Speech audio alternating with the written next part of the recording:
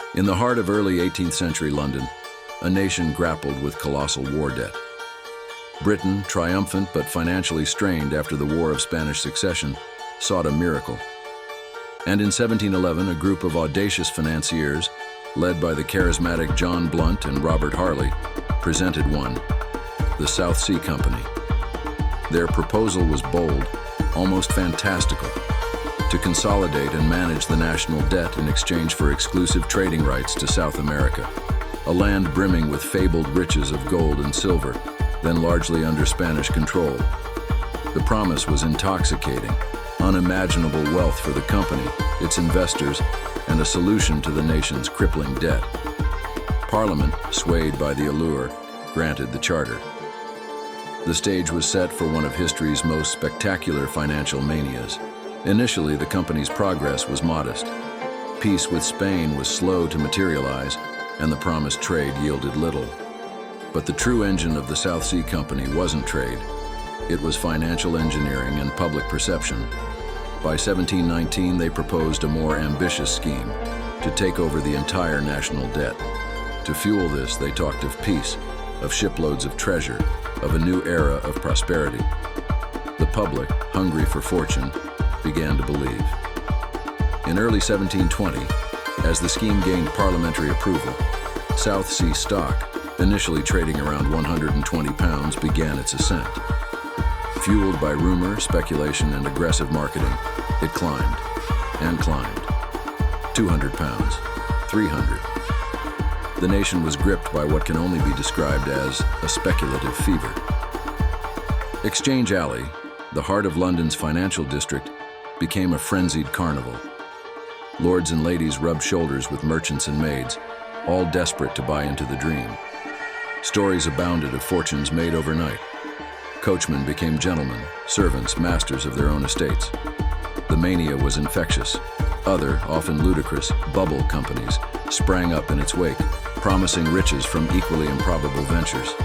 For importing walnut trees from Virginia, for a wheel of perpetual motion, for insuring horses, even one famously for an undertaking of great advantage, but nobody to know what it is. Money poured into these schemes, common sense seemingly abandoned in the collective delirium. South Sea stock itself became a national obsession. Its price soared to £400, £500, then an astonishing £1,000 by June 1720. Isaac Newton, a man of science, invested, sold for a handsome profit then, caught in the frenzy, reinvested and lost a fortune, later lamenting he could calculate the motions of heavenly bodies, but not the madness of people. But such meteoric rises are inherently unstable. Insiders, including some company directors, began to quietly sell their shares, cashing in at the peak. The government, alarmed by the proliferation of unregulated bubble companies, passed the Bubble Act in June, intending to curb them, but it inadvertently pricked the South Sea bubble itself by shaking confidence. Whispers of doubt grew louder.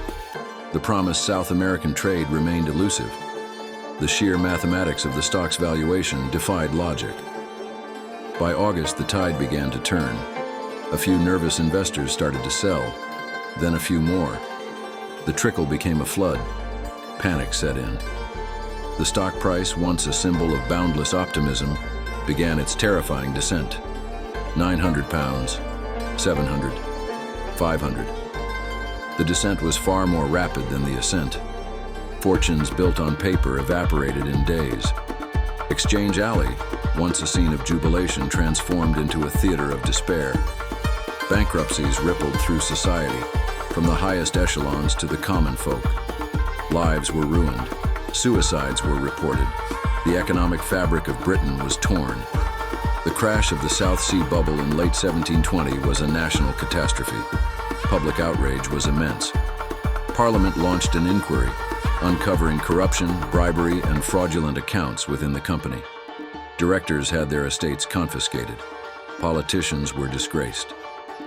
Robert Walpole, a shrewd statesman who had warned against the scheme, was called upon to restore order and public credit, a task that would cement his position as Britain's first de facto prime minister.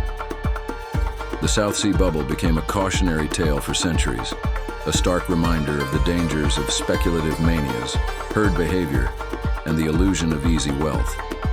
It exposed the fragility of financial systems and led to reforms, shaping the future of economic regulation. Yet, the echoes of that fevered summer of 1720 resonate even today, a testament to humanity's enduring dance with hope, greed, and the perilous allure of the next big thing. Subscribe